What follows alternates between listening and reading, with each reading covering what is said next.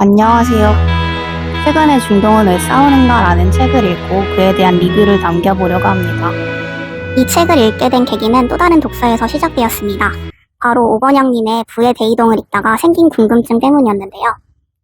부의 대이동 후반부에서 경제 공부를 위한 초급자 추천 도서로 중동은 왜 싸우는가를 언급하는 부분이 있었습니다. 솔직히 말씀드리면 저는 세계사에 대한 지식이 많이 부족한 편이라고 생각해요. 책은 저에게 중동이라는 공간을 처음으로 천천히 들여다보게 만든 책이었습니다. 저는 제 생활권과는 다른 사람들을 만나게 되었을 때 와, 신기하다라는 감정이 먼저 드는 편이에요.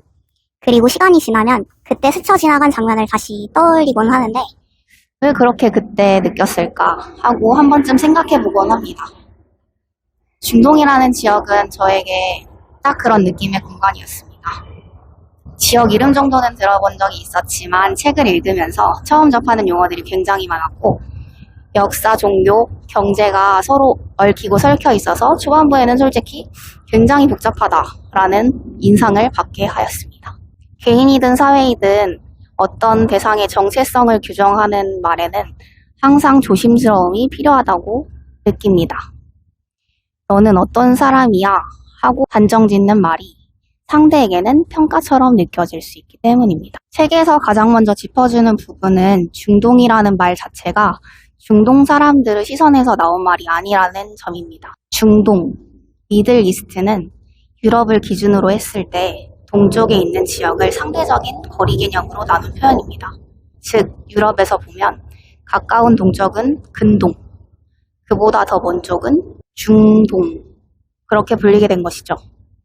현 시점에서 일반적으로 말하는 핵심 중동 지역에는 터키, 이란, 이라크, 시리아, 레바논, 이스라엘, 팔레스타인 등이 포함되고 문맥에 따라서는 이집트처럼 지리적으로는 북아프리카지만 정치, 역사적으로는 중동과 깊게 얽힌 나라들도 함께 다루어집니다. 여기서 책을 읽으면서 가장 헷갈렸던 부분이 이거였습니다.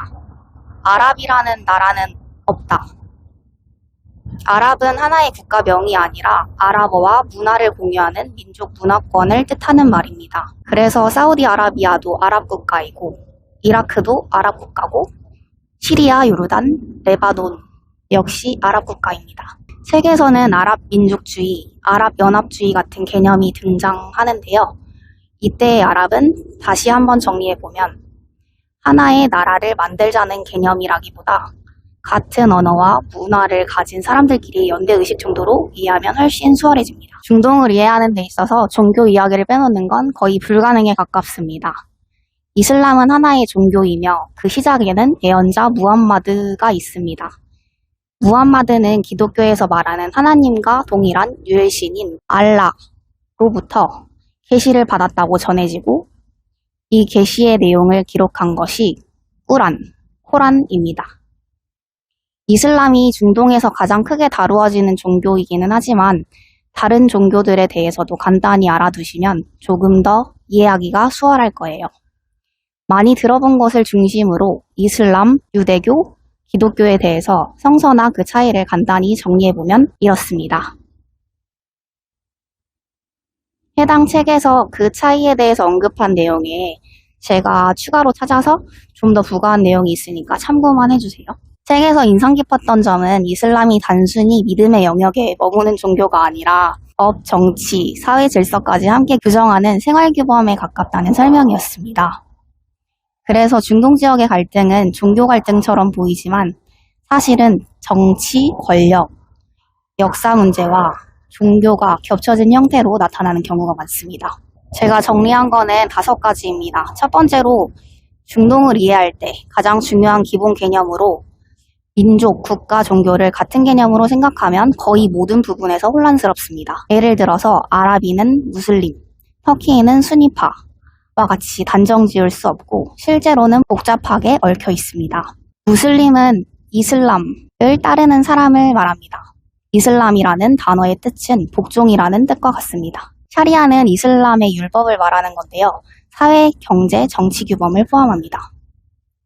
단순한 종교 규범을 넘어서 일상과 국가 운영까지 영향을 주는 기준입니다. 수니파와 시아파가 그 책에서 여러 번 다루어지는데요.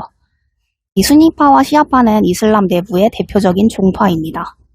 단순한 신앙 차이가 아니라 권력 계승 문제에서 비롯된 역사적 갈등입니다. 중동 내의 여러 분쟁과 정치적 충돌의 배경이 되기도 합니다. 중동 국가들의 국경 상당수가 지역 역사와 무관하게 외부 세력에 의해 결정됩니다. 미국, 소련, 프랑스, 영국 등 외부 강대국의 개입을 통해서 말입니다. 석유는 중동이 국제정치에 깊이 개입되는 핵심 이유입니다. 경제적, 전략적 가치 때문에 외부 강대국의 이해관계와 내전 갈등과 직결됩니다. 정치적인 관점에서 바라보면 중동의 갈등은 너무 많은 기준이 한꺼번에 겹쳐져 있기 때문이라고 책은 말합니다.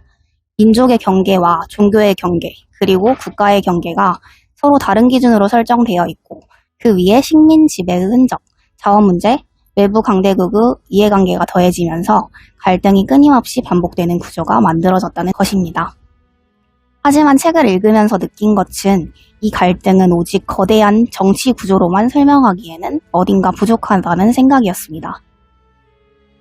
정치를 이루는 가장 작은 단위의 관점에서 바라보면 한 개인이나 하나의 공동체를 함부로 규정하거나 모욕하는 행위는 그 자체로 깊은 수치심을 남긴다는 점이 떠올랐습니다. 그리고 이 수치심은 하나의 갈등을 넘어서 싸움의 불씨가 되는 큰 요소로 작용하는 것처럼 느꼈습니다. 여기에 더해 사람들이 결국 바라는 것은 아주 단순한 것일지도 모르겠다는 생각도 들었습니다. 잘 먹고 잘 살고 각자의 의식주를 지키기 위해서, 그리고 자신의 정체성을 지키면서 자기가 속한 공동체의 체제 안에서 육신의 평안을 유지하기 위해서 싸움이라는 선택에까지 이르게 되는 건 아닐까 하는 생각입니다. 그래서 이 책을 덮고 나서는 책에서 던지고 있는 질문을 자연스럽게 제 자신에게도 해보게 되었는데요. 어떤 정체성을 지키며 살아가고 있는지, 그리고 그 정체성을 지키기 위해서 무엇까지 감수할 수 있을지에 대해서 생각해보게 되었습니다. 때로는 갈등이나 극단적인 선택조차도 자신의 정체성을 지켜내기 위한 마지막 수단으로 인식되는 순간이 존재할지도 모른다는 생각까지 이어지게 되었습니다. 제가 읽은 책에 대한 정보는 내용 설명란을 참고하세요. 그럼 바이.